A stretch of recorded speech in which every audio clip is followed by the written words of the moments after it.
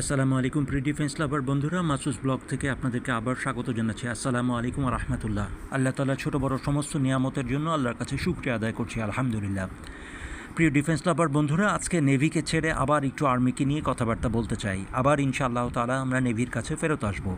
দেখুন, বাংলাদেশ আর্মি সম্বন্ধে বলার আগে আমি চারটা জিনিস একটু আজকে আপনাদের সাথে ধারাবাহিকভাবে আলোচনা করতে চাই। এক নম্বর হচ্ছে কম্বোডিয়া থাইল্যান্ড যুদ্ধ, দুই নম্বর হচ্ছে ইরান ইসরায়েল যুদ্ধ, দ্বিতীয়ত হচ্ছে ব্যালিস্টিক মিসাইলে বাংলাদেশের প্রয়োজনীয়তা, চতুর্থ হচ্ছে ক্রুজ মিসাইলে বাংলাদেশের প্রয়োজনীয়তা। সবার প্রথম কম্বোডিয়া এবং থাইল্যান্ড যুদ্ধ নিয়ে কিছু কথা বলতে চাই। দেখুন, থাইল্যান্ডের ডিফেন্স বাজেট প্রায় $10 বিলিয়ন কাছাকাছি। কম্বোডিয়ার ডিফেন্স বাজেট কয়েক মিলিয়ন ডলার মাত্র। তারপরেও যে কম্বোডিয়া এবং থাইল্যান্ডের মধ্যে সাম্প্রতিক যুদ্ধ হয়ে গেল, থাইল্যান্ডের কাছে ছিল সাবগ্রিপেন এবং F-16 মতো অত্যন্ত উন্নত যুদ্ধ বিমান।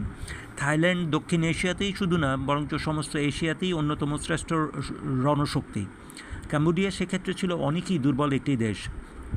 তারপরও দুই দেশের মধ্যে যে যুদ্ধ বা স্কারমিশ বা সংক্ষিপ্ত যুদ্ধ সংঘটিত হলো, এর মধ্যে থাইল্যান্ডও ব্যাপকভাবে ক্ষতিগ্রস্ত হয়েছে।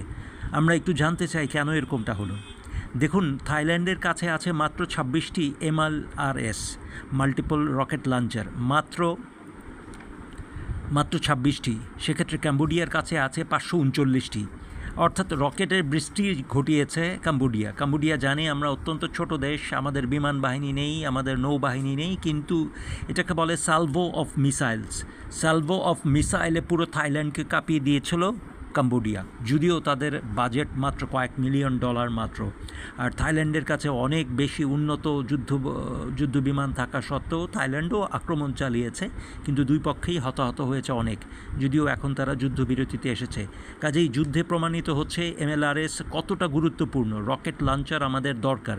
আমাদের কাছে WS-22 রকেট লঞ্চার এবং TRG-230 যেটা আছে, আমাদের অন্তত 200 করে কেনা উচিত। মাননীয় DGDP মহোদয়ের কাছে এবং সামরিক বাহিনী প্রধানের কাছে বিনীত অনুরোধ থাকবে, স্যার আমাদের জন্য MLRS বেশি মাত্রায় ক্রয় করা হোক, যাতে বার্মার সাথে যে কোনো যুদ্ধে অন্তত আমরা কিছুটা এগিয়ে থাকতে পারি। এরপরে যে জিনিসটি নিয়ে আলোচনা করতে চাই সেটা হচ্ছে ইরান ইসরায়েল যুদ্ধ। দেখুন, ইরান ইসরায়েল যুদ্ধে মাসুস ডিফেন্স ব্লক ইরানকেও সাপোর্ট করবে না, ইসরায়েলকেও সাপোর্ট করবে না, কিন্তু আমি দুই দেশের ব্যাপারে একটি কথা বলতে চাই। সবাই আশ্চর্য হয়ে দেখেছে ইরান একটির পর একটি ব্যালিস্টিক মিসাইল ছুটছে, আর সেখানে ইসরায়েল শুধুমাত্র নিজেদেরকে রক্ষা করার ভূমিকায় অবতীর্ণ হয়েছে, বা অ্যারো ডিফেন্স দিয়ে অ্যারো 2 অথবা অ্যারো 3 অ্যান্টি ব্যালিস্টিক মিসাইল ছুড়ে যাচ্ছে।